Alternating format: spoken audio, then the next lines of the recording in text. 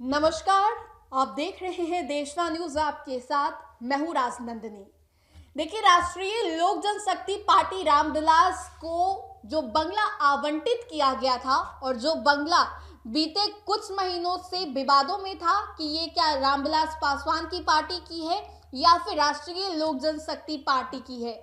कुछ दिन पहले तक ये विवादों में था और आज देखिए इस वक्त की बड़ी खबर में आपको बता रहे हैं, जहां पर भवन निर्माण विभाग की ओर से राष्ट्रीय लोक जनशक्ति पार्टी को 7 दिनों का अल्टीमेटम दिया जाता है। 7 दिनों के भीतर अगर ये जो वन विलर जो आवास है जो कि एयरपोर्ट के बगल में स्थित है, जो कि फिलहाल राष्ट्रीय लोक जनशक्ति पार्टी उस आवास में रह रही है, अपने दफ्तर को वहां पर जमाई है। अगर 7 दिनों के भीतर उस आवास को वो लोग खाली नहीं करते हैं तो जबरन भवन विभाग को उन्हें खाली करवाना पड़ेगा।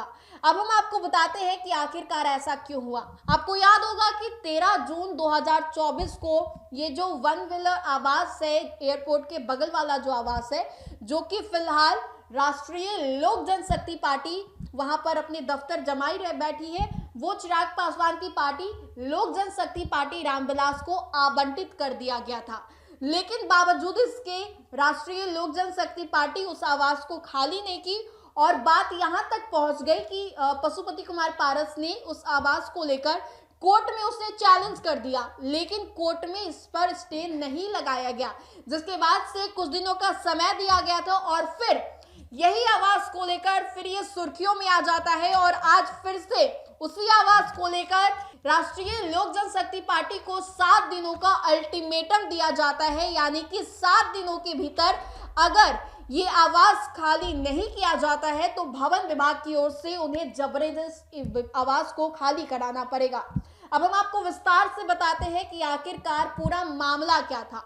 देखिए, विभाग ने एक पत्र लिखा है और उस पत्र में क्या लिखा हुआ है वो अभी आप हमारे स्क्रीन पर भी देख सकते हैं और साथ ही साथ हम आपको सुनाते हैं। विभागीय एक्ट 1956 की धारा 4 के सती का उपयोग करते हुए राष्ट्रीय लोजपा अध्यक्ष को निर्देश दिया जाता है कि आदेश की कॉपी मिलने के 7 दिनों के अंदर आवास संख्या 1 विलर रोड शहीद पीर अली खान मार्ग पटना को खाली करे। निर्धारित समय में आवास खाली नहीं करने पर कार्रवाई की जाएगी।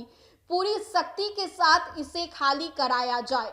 तो देखिए, 8 जुलाई को चिराग पासवान की पार्टी को ये जो आवास था वो अलॉट किया जाता है और आवास अलॉट करने के बाद से राष्ट्रीय लोक जनशक्ति पार्टी चैलेंज करती है कोर्ट को इस आवास को लेकर, लेकिन कोर्ट में उन लोगों का ये जो मसला है वो सुलझ नहीं पाता है, जिसके बाद से जबरन राष्ट्रीय लोक जनशक्ति पार्टी ये जो वन विलर आवास है वहां पर रहती है और फिर उसके बाद 7 दिनों का अल्टीमेटम भवन निर्माण की ओर से दे दिया जाता है। देखिए, 30 जून 2006 को ये जो आवास था वो लोक जनशक्ति पार्टी को अलॉट किया जाता है और आपको याद होगा कि जब स्वर्गीय रामविलास पासवान की मृत्यु हुई थी उसके बाद से जो परिवार था वो 2 भागों में बट गया था, जो पार्टी थी वो 2 भागों में बट गई थी, जिसके बाद से पशुपति कुमार पारस ने अपने 5 सांसदों के साथ, जिनमें कि प्रिंस राज पासवान का नाम था, चंदन सिंह थे, वीणा देवी थी, साथ ही साथ हम आपको बता दें तो पशुपति कुमार पारस और ये सभी लोग मिलकर चिराग पासवान को पार्टी से लेकर घर तक से दरकिनार कर दिए थे।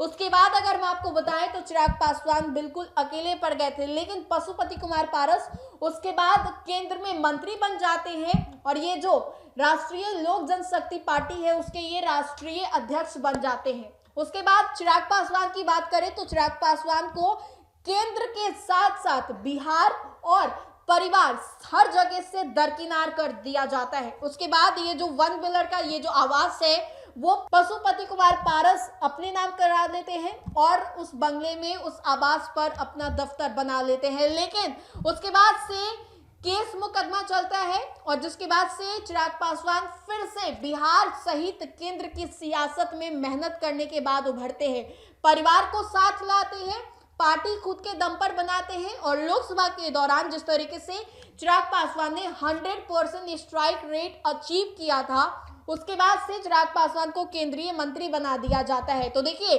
जो वन विलर आवास है उसको लेकर पशुपति कुमार पारस को भवन विभाग निर्माण की ओर से अल्टीमेटम जारी किया जाता है कि 7 दिनों के भीतर अगर ये आवास खाली नहीं किया जाएगा तो उन्हें जबरन इस आवास को खाली करवाना पड़ेगा। फिलहाल इस अपडेट्स में इतना ही, हम दोबारा जुड़ेंगे। अभी के लिए हमें दे इजाजत, बने रहे हमारे साथ और देखते रहे देशवान न्यूज़। धन्यवाद। भारतीय जनता पार्टी का सदस्य बनने के लिए 8800002024 पर मिस्ड कॉल करें। निवेदक भारतीय जनता पार्टी बिहार।